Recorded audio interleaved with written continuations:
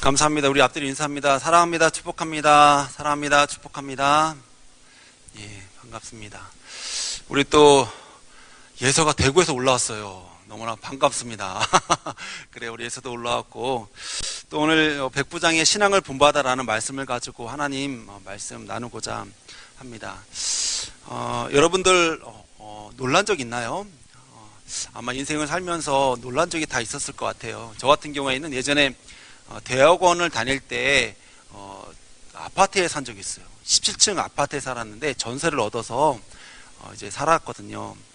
근데 그 당시에 신대원에 들어가니까 새벽 예배는 필수가 아니었어요. 그냥 가고 싶으면 가고 또 늦잠 자면 늦잠 자고, 그런 것이 이제 신대원 때 생활인데, 어느 날은 내일은 새벽 예배를 내가 가야 되겠다, 기도할 일이 생겨서 그 아파트 옆에 있는 다른 교회에 가서 제가 새벽 예배를 드리겠다라고 생각을 하고 잠을 잤습니다. 그리고 새벽 한 4시 반에 일어나서 새벽 예배를 가는데 17층이잖아요. 제가 살고 있는 아파트가 17층인데 복도식이거든요. 문을 딱 열고 나와가지고 이제 또박또박 걸어갔는데, 이제 코너를 딱 도는 순간에 아래에 사람이 앉아있는 거예요.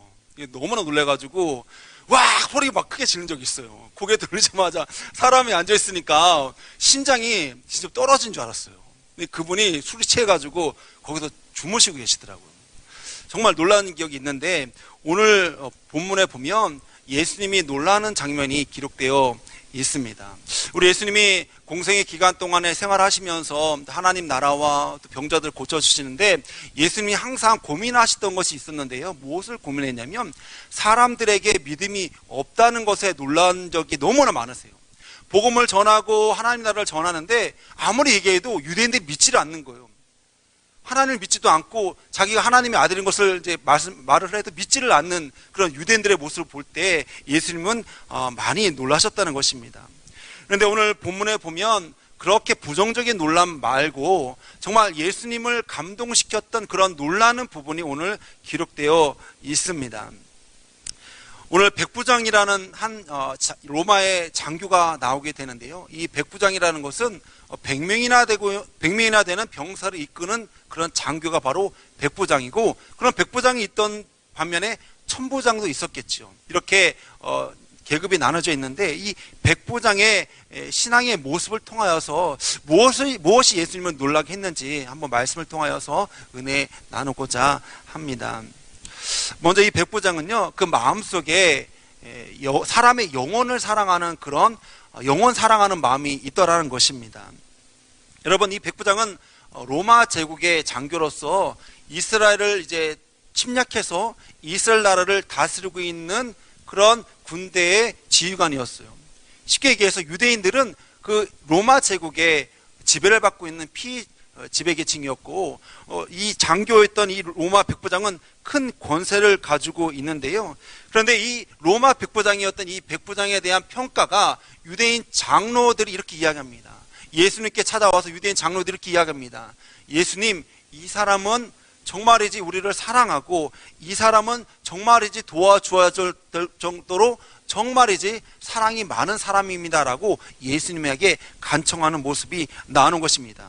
왜 장로들이 예수님 앞에 간청하고 이 백부장에게 들은 그 소원을 전달했을까요? 오늘 본문 5절에 그 이유가 나와 있는데요.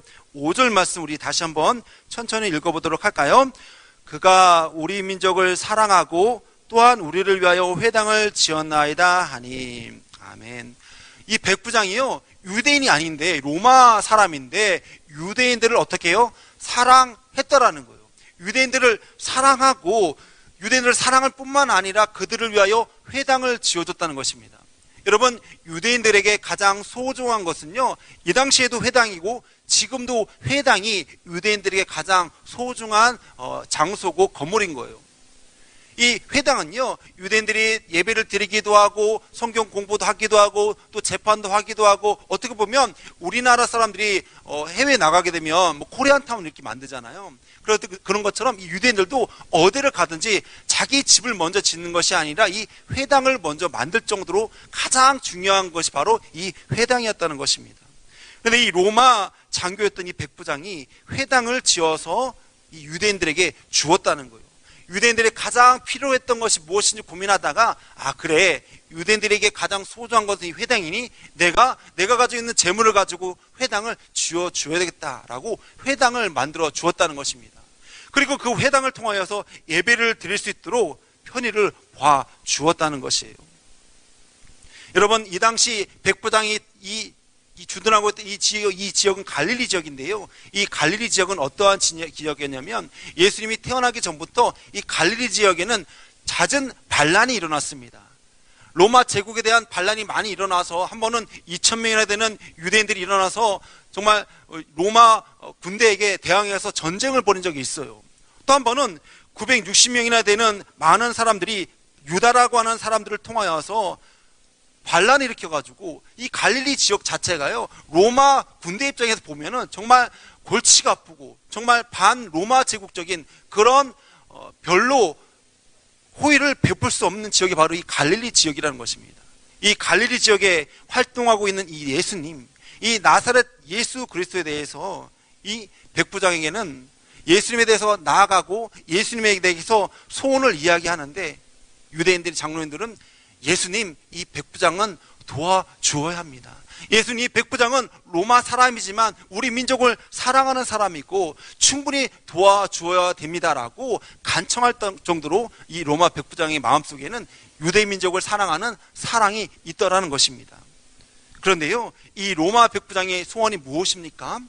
자기가 사랑하는 종이 있다는 거예요. 여러분, 이 당시 종은요, 가축과 똑같은 거예요. 우리나라 소시장에 가면 소를 팔지 않습니까? 이 당시에는 노예를 돈 주고 사가지고 사람 취급도 안 하고 이를 부려먹거나 그런 것이 바로 노예인데, 이 종인데, 이 종을 이 백부장은 사랑하였다는 거예요. 사랑하는 마음이 있다라는 것입니다. 이 사랑하는 종이 병이 들었는데 여기저기 의사한테 데리고 와서 고치려고 했는데 병이 낫지가 않는 거예요.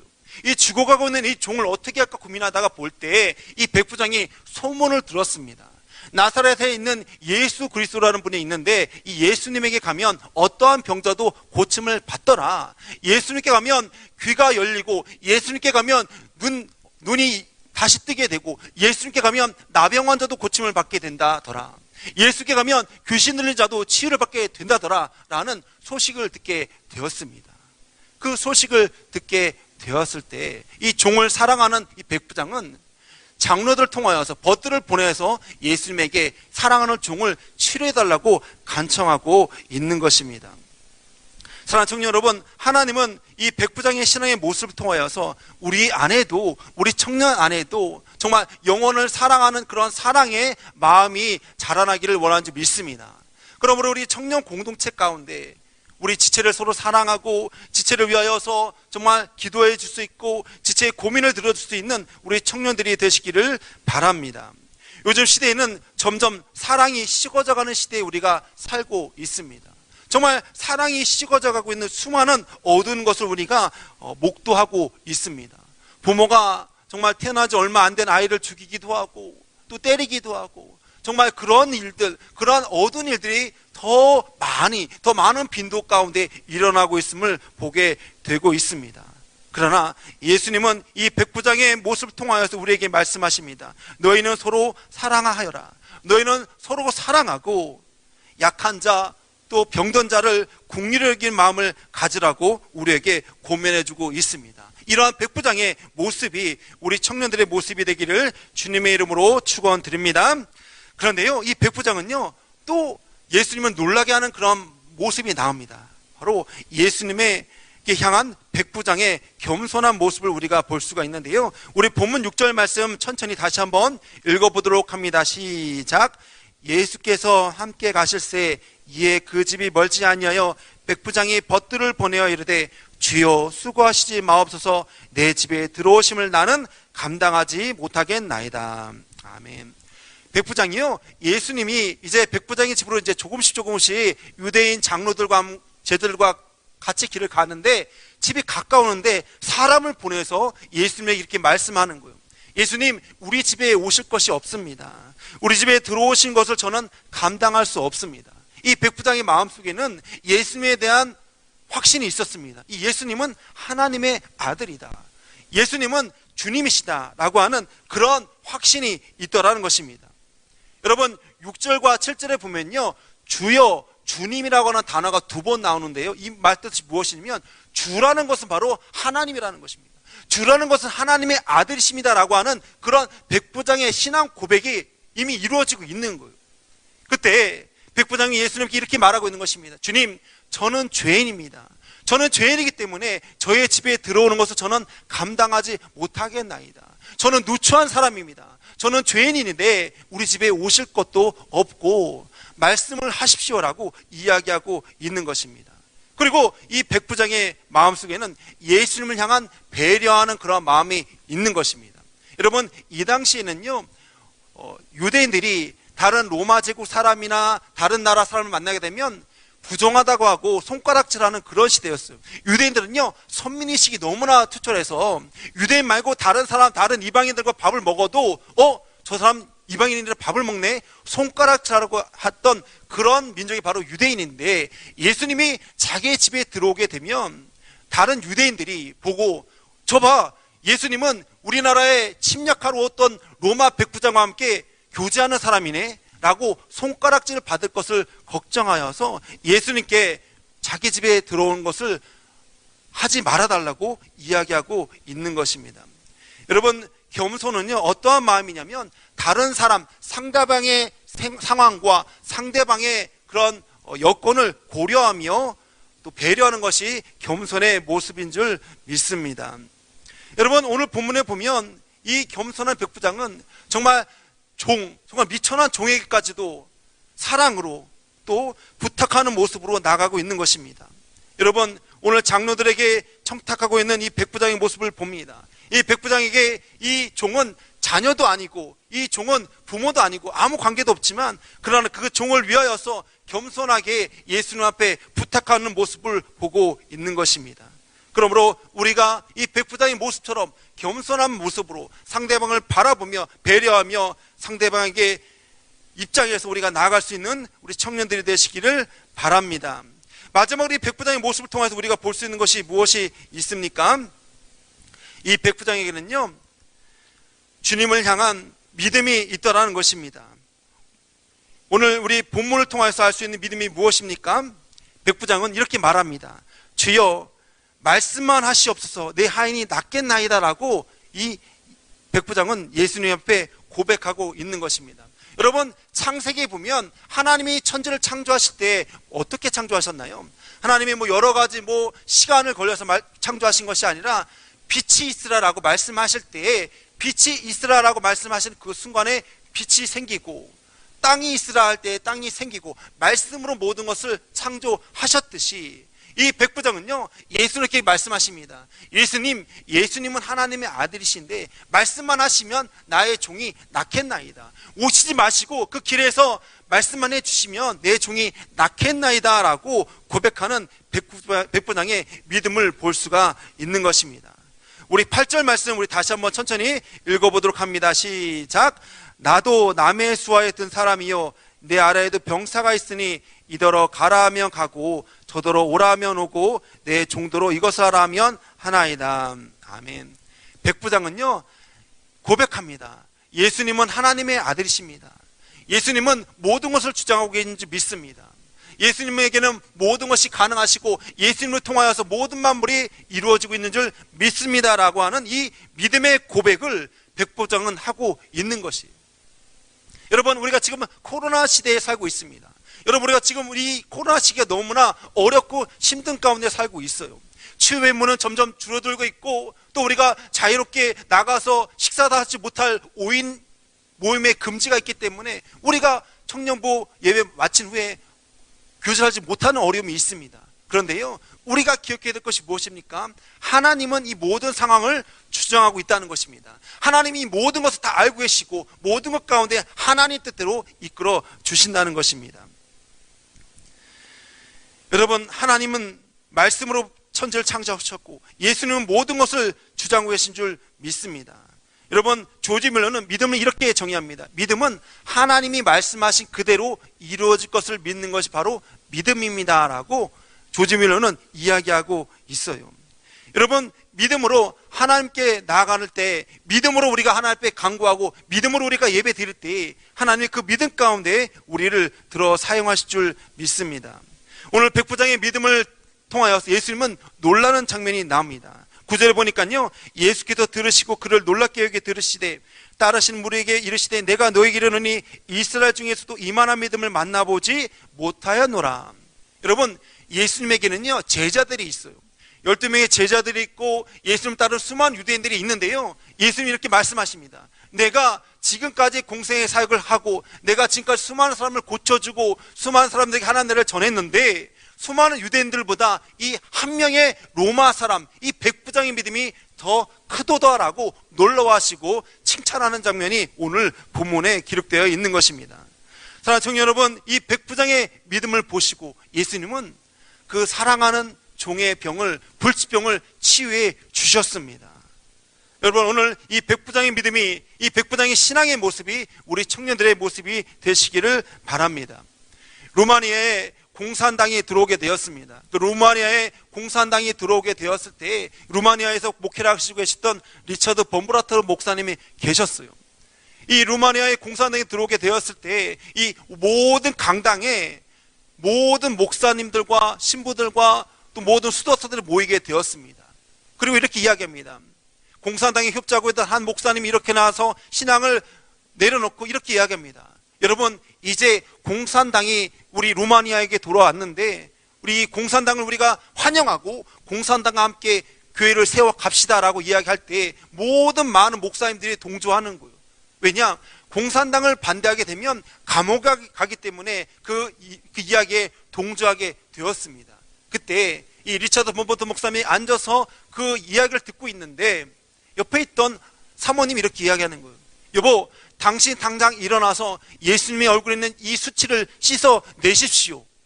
당장 일어나서 저 공산주의를 환영하고 공산주의 무신론자를 따르는 저 사람들의 의견 앞에서 예수님에 대해서 이야기하십시오 라고 이야기할 때 범브라트 목사님이 사모님에게 이렇게 이야기합니다. 여보, 내가 지금 일어나서 공산주의의 무신론은 아니고 우리는 예수님을 따른다고 이야기하게 되면 나는 감옥에 가게 될 것이요, 그리고 당신은 남편을 잃게 될 텐데 나는 두렵소 라고 이야기할 때 아내가 이렇게 이야기합니다. 사모님 이렇게 이야기합니다.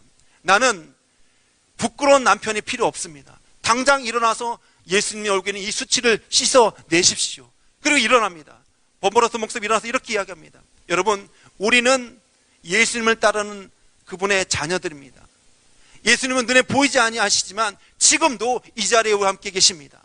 우리는 예수님을 따르고 성경을 따르고 하나님의 말씀을 믿는 그분들의 자녀고 지도자이기 때문에 우리는 공산주의 무신론을 따라갈 수 없습니다 라고 이야기할 때 다시금 많은 목사님들이 회개하고 믿음으로 나아가게 되었습니다. 그런데요, 이 일로 인해서 감옥에 가게 되었습니다. 감옥에 가니까 한 10평밖에 안 되는 곳에 30명이나 되는 크리스찬들이 갇히게 되었습니다. 그 좁은 감옥에 갇혀서 한 달, 두 달, 세 달, 네 달 갇혀 있는데 하루는 문이 열리는데 그 어두컴컴한 곳에 한 죄수가 던져지었어요. 그래서 그 죄수가 누구인지 가만히 보니까 몇 개월 전에 자기를 잡아가지고 감옥에 던져 넣었던 비밀 경찰이 그 감옥에 들어오는 거예요. 그래서 범브라트 목사님이 물어봅니다. 아니, 당신은 공산주의를 따라가고 있던 비밀 경찰인데 왜 이 감옥에 들어오게 되었습니까? 라고 물어볼 때 그가 이렇게 이야기합니다.